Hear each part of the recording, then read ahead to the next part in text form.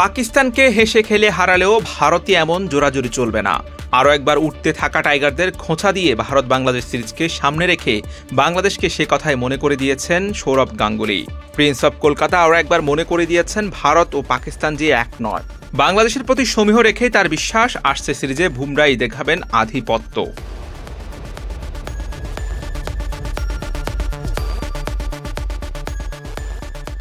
সপ্তাহখানেক আগে সৌরভ বলেছিলেন ভারত সফরে বাংলাদেশ জয়ের সম্ভাবনা দেখছেন না তিনি।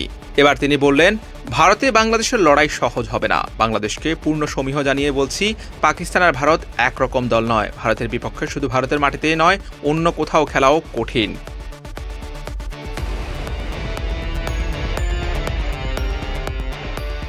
চেন্নাইয়ে প্রথম টেস্টে স্পিন বান্ধব উইকেট থাকার কথা রয়েছে। সৌরভ জানান, পিচ কেমন হবে জানি না, তবে ওখানে বল সাধারণত ভালোই ঘুরে।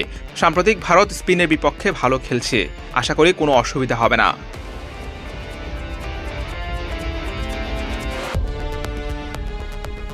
এর আগে গেল সপ্তাহে সৌরভ বাংলাদেশ দলের ভারত সফর নিয়ে বলেছিলেন, পাকিস্তানে গিয়ে পাকিস্তানকে হারানো সহজ কাজ নয়। সিরিজ জেতায় বাংলাদেশকে শুভেচ্ছা জানায়, তবে ভারতে এসে খেলা সম্পূর্ণ আলাদা ব্যাপার। ঘরের মাঠে হোক কিংবা বিদেশের মাটিতে, ভারত খুবই শক্তিশালী দল।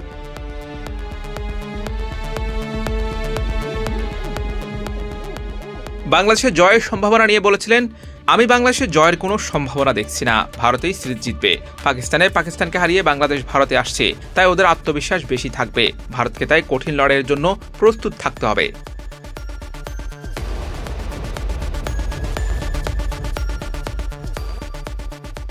এদিকে আরেক সাবেক ভারতীয় ক্রিকেটার অজয় জাদেজাও মনে করেন, ভারতকে পাকিস্তানের মতো ভাবা ভুল হবে বাংলাদেশের জন্য।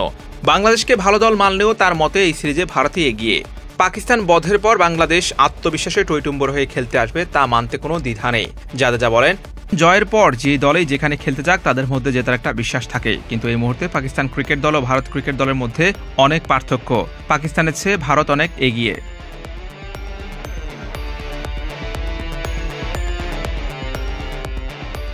বাংলাদেশের মধ্যে ভারতকে হারানোর বিশ্বাস থাকবে জানিয়ে তিনি আরও বলেন, বাংলাদেশের দৃষ্টিকোণ থেকে দেখলে তারা বিশ্বাস করবে, যেহেতু তারা পাকিস্তানকে হারিয়েছে, ভারতকেও কেন পারবে না।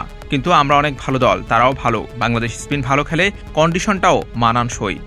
Hussain Arman, pretty quick time.